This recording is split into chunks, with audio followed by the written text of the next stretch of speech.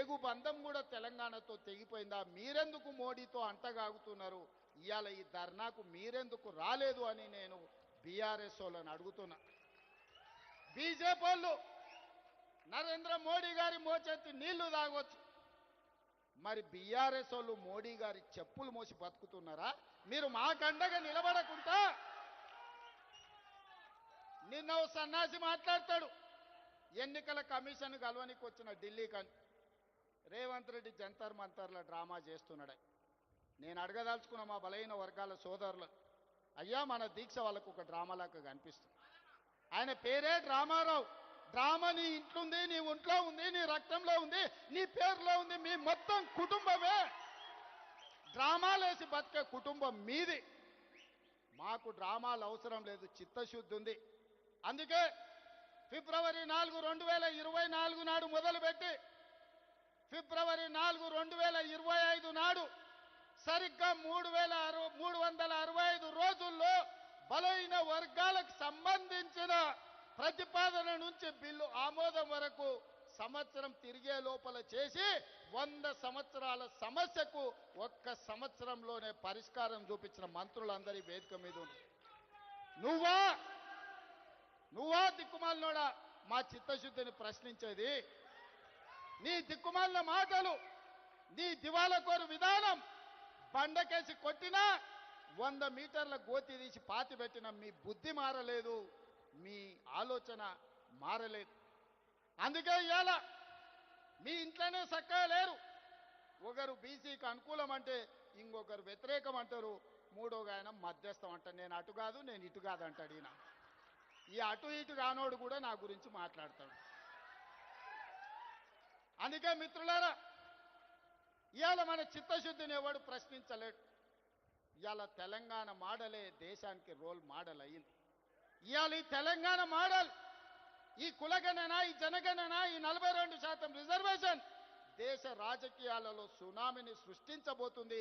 ఆ సునామీలో ఎన్డీఏ బంగాళాఖాతంలో కలవబోతుంది. నరేంద్ర మోడీ గారు కుర్చీ దిగబోతున్నారు. ఆనాడు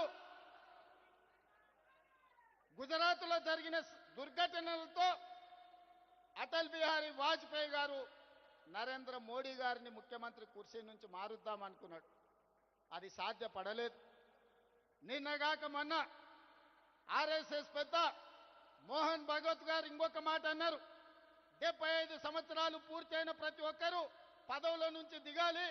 మేము లాల్ కృష్ణ అద్వానీని, మురళీ మనోహర్ జోషి గారిని 75 సంవత్సరాల నిబంధన పెట్టి వాళ్ళని ప్రధానమంత్రులను చేయలేదు. కాబట్టి నరేంద్ర మోడీ గారు కూడా రేపు సెప్టెంబర్ 17కు 75 ఏళ్ళు పూర్తి అవుతున్నాయి, వారు ప్రధానమంత్రి పదవి నుంచి దిగాలి అని వారు చెప్పారు. కానీ నరేంద్ర మోడీ గారి పరమ భక్తుడు నిశికాంత్ దూబే గారు ఒక మాట చెప్పారు, నరేంద్ర మోడీ గారు కుర్చీ దిగరు, 2029లో కూడా ఆయననే ఎన్నికల్లో ప్రధానమంత్రి అభ్యర్థిగా ఉంటాడని.